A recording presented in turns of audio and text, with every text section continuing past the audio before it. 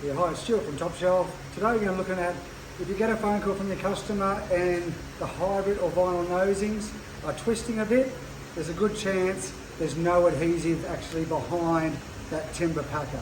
Okay, every set of stair nosings that we send out comes with this diagram, which really specifies that's really critical that that bit of timber is glued to your existing tread and riser using a notch trowel, no Mr. Squiggle. So we've got an easy fix for you.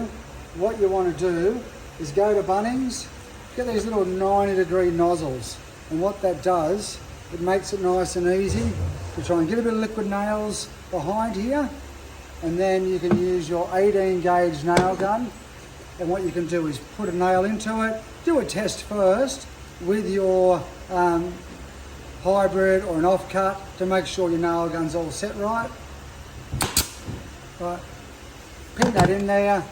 You want to come around and you'll see it's a very small nail hole, and then what you would do is using some Sedal filler, find the right colour, use a water-based product, put a bit in there.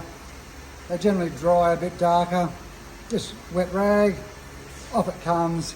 Now you might have to put 3 or 4 in each tread.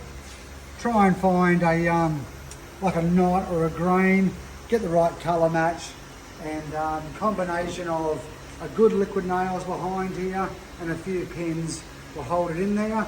If you need to, if they're hybrids, sometimes you might actually need a bit of a heat gun because they're a bit stiffer than what the LVTs are.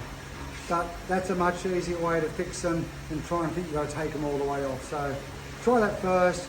99% of the time that will work for you.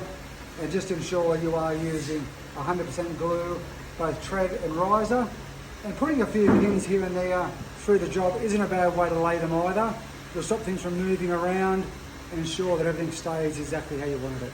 So thanks for watching. Check us out online or come in store for some more solutions. Thank you.